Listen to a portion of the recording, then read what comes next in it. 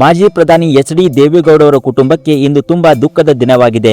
ಅವರ ಪತ್ನಿ ಶ್ರೀಮತಿ ಚೆನ್ನಮ್ಮ ದೇವೇಗೌಡ ಅವರು 85ನೇ ವಯಸ್ಸಿನಲ್ಲಿ ನಿಧನರಾಗಿದ್ದಾರೆ. ಕೆಲವು ವರ್ಷಗಳಿಂದ ಉಸಿರಾಟದ ಸಮಸ್ಯೆಯಿಂದ ಬಳಲುತ್ತಿದ್ದ ಚೆನ್ನಮ್ಮ ಅವರ ಆರೋಗ್ಯದಲ್ಲಿ ಇತ್ತೀಚೆಗೆ ಏಕಾಏಕಿ ಏರುಪೇರಾಗಿತ್ತು. ಇದರ ಪರಿಣಾಮವಾಗಿ ಜುಲೈ 15ರಂದು ಅವರನ್ನು ಬೆಂಗಳೂರಿನ ಮಣಿಪಾಲ್ ಆಸ್ಪತ್ರೆಗೆ ದಾಖಲಿಸಲಾಗಿತ್ತು. ಆಸ್ಪತ್ರೆಯಲ್ಲಿ ಐಸಿಯುನಲ್ಲಿ ತಜ್ಞರ ತಂಡ ಚಿಕಿತ್ಸೆ ನೀಡಲಾಗುತ್ತಿತ್ತು. ಆದರೆ ಚಿಕಿತ್ಸೆ ಫಲಕಾರಿಯಾಗದೆ ಜುಲೈ 18ರಂದು ಇಂದು ಕೊನೆ ಉಸಿರೆಳೆದಿದ್ದಾರೆ.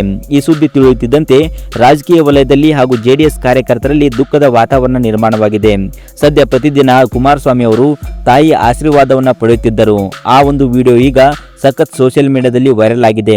ತಾಯಿಯ ಕೊನೆಯ ಆಶೀರ್ವಾದವನ್ನ ಕಳೆದ 2 ದಿನಗಳ ಹಿಂದೆಯಷ್ಟೇ ಕುಮಾರಸ್ವಾಮಿ ಅವರು ಪಡೆದುಕೊಂಡಿದ್ದರು. ಆ ವಿಡಿಯೋ ಈಗ ವೈರಲ್ ಆಗಿದೆ. ದೇವೇಗೌಡ ಅವರ ಪತ್ನಿ ಚೆನ್ನಮ್ಮ ಅವರ ಆತ್ಮಕ್ಕೆ ಶಾಂತಿ ಸಿಗಲೆಂದು ಕೇಳಿಕೊಳ್ಳೋಣ.